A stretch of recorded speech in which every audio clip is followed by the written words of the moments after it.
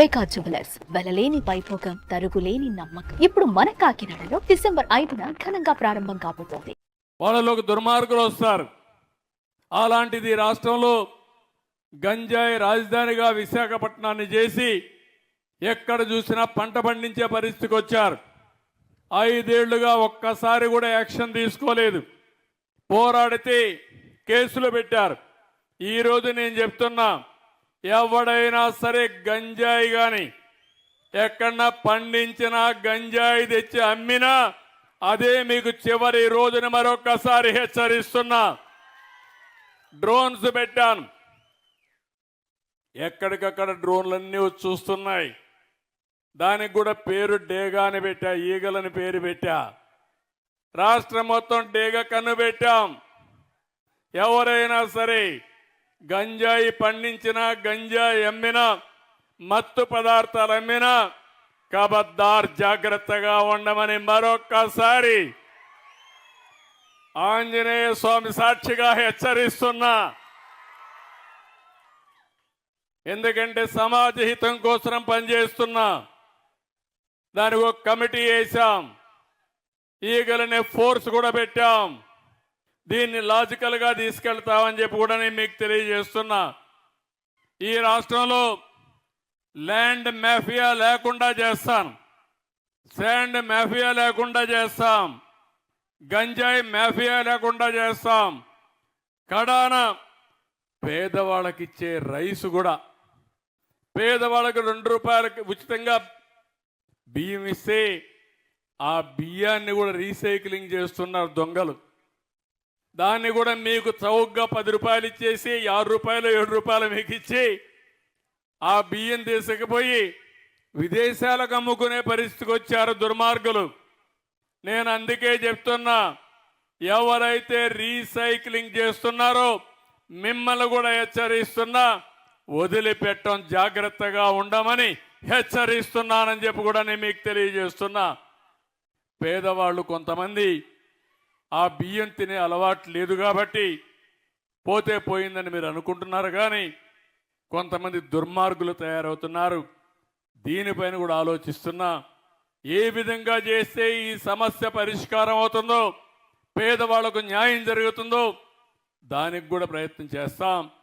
ఎక్కడ చూసినా మాఫియాల రాజ్యంగా తయారైపోయింది, దోపిడీ రాజ్యంగా ముందుకు పోయారు. ఇవన్నీ ప్రక్షాళన చేయడానికి కొంత సమయం పడతా ఉంది. ఇంకో పక్కన చెత్త మీద పన్నేశారు. 83 లక్షల మెట్రిక్ టన్నులు చెత్తంతా పేరకపోయింది.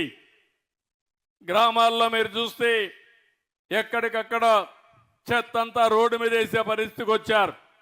నేను అప్పట్లోనే దగ్గర 10,000 12,000 వేస్ట్ కాంపోస్ట్ అని షెడ్లు కట్టి అక్కడ ఎరువులు తయారు చేసి మళ్ళా పొలాలకు పంపించడం, సీసాలు ఇవన్నీ ఉంటే రీసైక్లింగ్ పంపించే ఏర్పాటు చేశాం.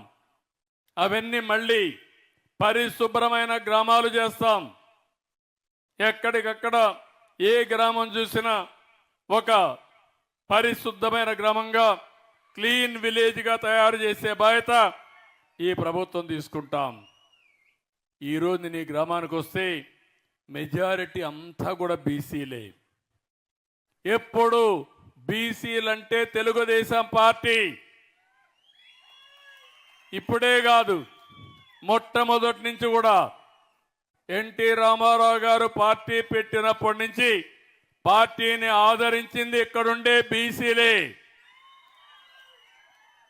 అందుకే నేను ఎన్నికల్లో కూడా చెప్పాను, బీసీలకు న్యాయం చేసే బాధ్యత తీసుకుంటామని చెప్పాం. చేతి వృత్తులున్నాయి, కుల వృత్తులున్నాయి, వ్యవసాయ పనులున్నాయి. చాలామంది అయితే మిమ్మల్ని చూస్తే ఆ పనులన్నీ కూడా ఆధునీకరణలో మరుగైపోయి మీ జీవితాల్లో సమస్యలు వచ్చాయి. అందుకే మళ్ళీ మీకు న్యాయం చేసే బాధ్యత తీసుకుంటాం. ఇక్కడ మనం చూస్తే బోయలున్నారు, వాళ్ళకి చాలా సమస్యలు ఉన్నాయి. అందుకే ఈసారి మీరు చూసినప్పుడు ఇక్కడ ఎమ్మెల్యే ఎంపీ ఇద్దరు కూడా బోయ కులానికి ఇచ్చామంటే అది తెలుగుదేశం పార్టీ. లక్ష్మణారాయణ గారు ఒక పక్కన, కాలువ శ్రీనివాసులు గారు ఇంకొక పక్కన.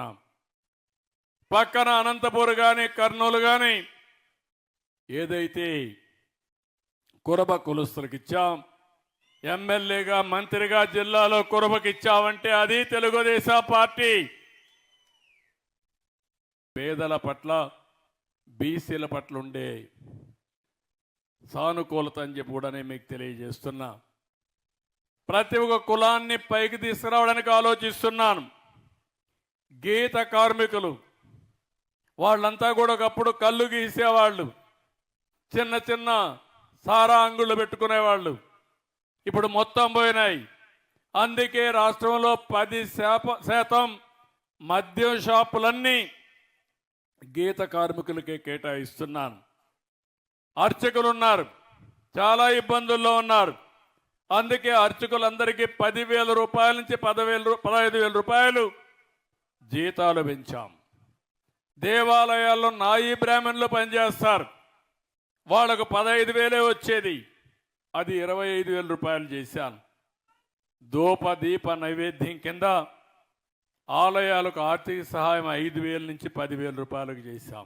సుమన్ టీవీలో మీ పర్సనల్ అండ్ బిజినెస్ ప్రమోషన్స్ కోసం కింది నెంబర్కి కాంటాక్ట్ చేయండి.